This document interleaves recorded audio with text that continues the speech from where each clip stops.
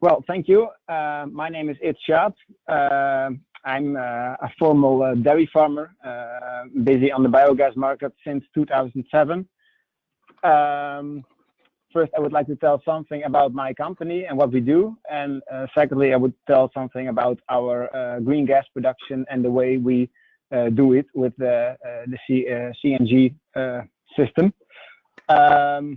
First, as I said, I started as a dairy farmer in 2011 or in 2007. In 2011, we were the first agricultural farm in the Netherlands which started to produce green gas. And since 2017, we scaled up the biogas company and added a few plants and several locations. So maybe you can show the next slide, Harman.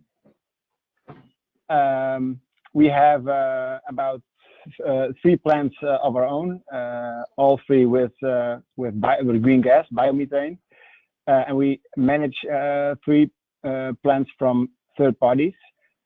So you can see here on this chart that our total capacity is about 21,000 megawatts, of 21 megawatts every hour, and we can produce, in maximum production, we can produce 170,000 megawatts of green gas, and we produce an additional 14,000 megawatts of electricity. And of course, we also have the heat, which comes with the electricity and the green CO2. And next slide, Hammond. Yeah, this is we have had quite a big growth. We produce about since 2017 it was quite flat. The new plants were we were busy building and rebuilding the new plants, renovating the new plants in 2018. So after 2018, you will see the production rise. And also directly in 2 ways. With the first way is the subsidized certificates, subsidized production, and the second way is the unsubsidized production, which is the CNG route made possible by the HBEs. So in this chart you will see 2019 and 2020. Where the unsubsidized production is more than the subsidized production. And of course, 2021 is an estimate. We think we are going to achieve that, but it's no guarantee. Next slide. Why do we do it? Why do we produce biomethane, not only with a very solid, stable subsidy, but also without subsidy? Well, the subsidies are quite good in the Netherlands, so it's not too bad. They have a long time. So if you apply for a subsidy and you get it, we as a biogas plant have the subsidy for 10 or 15 years. So that's long enough. However, a subsidy involves many obligations, such as the obligation to build a completely new plant.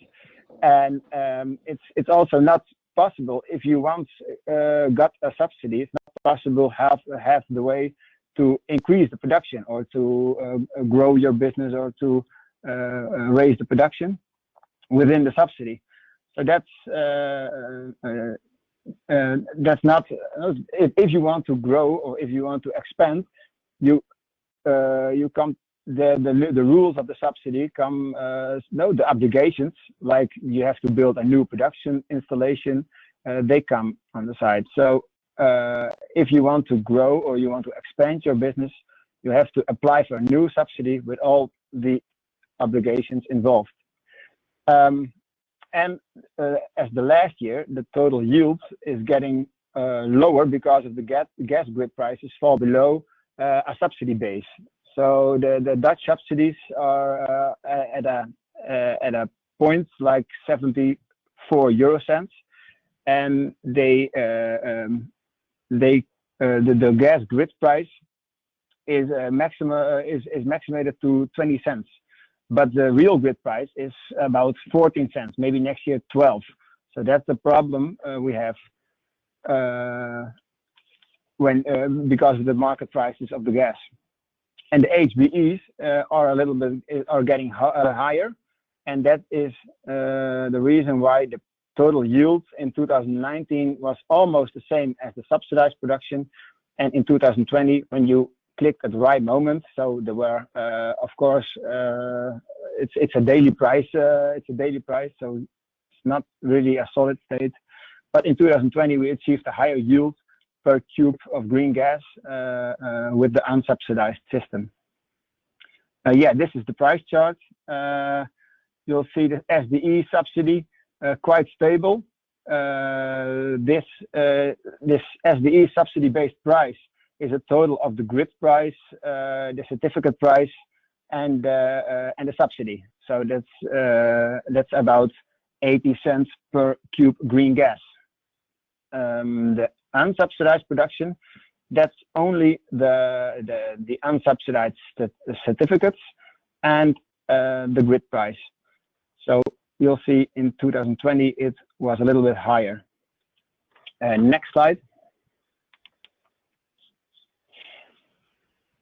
What are the points of attention when you produce biomethane at the for the transport sector, for when you deliver it to CNG gas?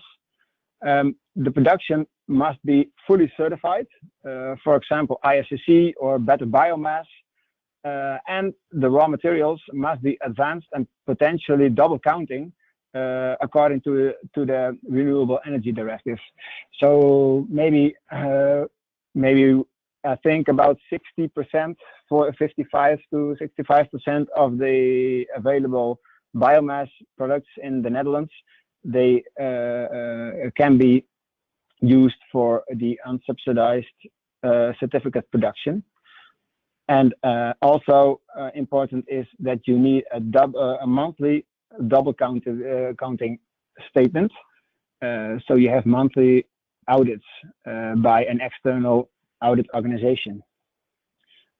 So what's the biggest challenge, in my opinion, that is we have potentially a lot of biomass available in Europe, but does it fit in all frameworks? Does it can it be fully certified? Is producing biomethane the best solution for the waste? And is it advanced? Can it be double counted? Well, does it fit? Can we make HBEs of that? That's a big challenge. And also, can we make it available at our biogas plants in the Netherlands? Because we had a lot of things to take care about, like the Dutch manure rules and the availability of a small list of allowed biomass products.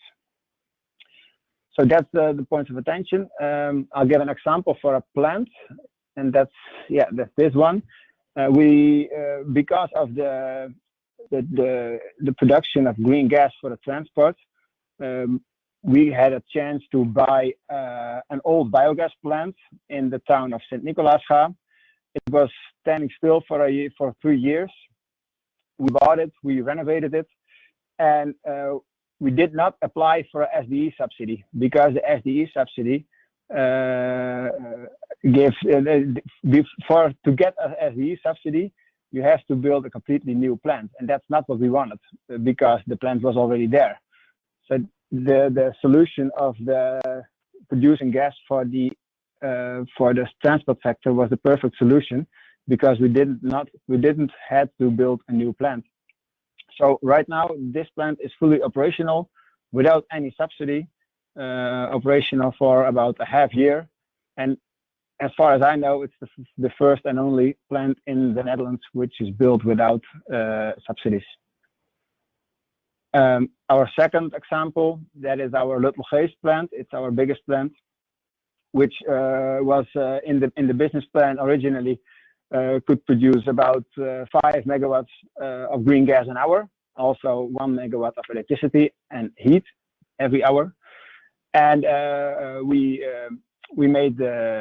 started the company. We got the SDE. We applied for the SDE subsidy. We got it. We started with the project, with building, and we choose we chose to build to buy an upgrading plant double as big as we needed because of the future. We thought we could produce more than the SDE subsidy was, and that became true. So after a few months of operations, we saw that we could produce more, and because of the HBE and the CNG system, we could deliver our extra green gas to the CNG market with using the HBE prices, and that doubled the production. And also a nice thing about our plant in Luttelgeest is that we deliver the CO2 directly to the greenhouses without liquefying it. And that's because the plant is in the middle of a lot of greenhouse in the area. So that's the second example. And I think this was my presentation. If you want to know more about our way to produce green gas, you can always look at our website.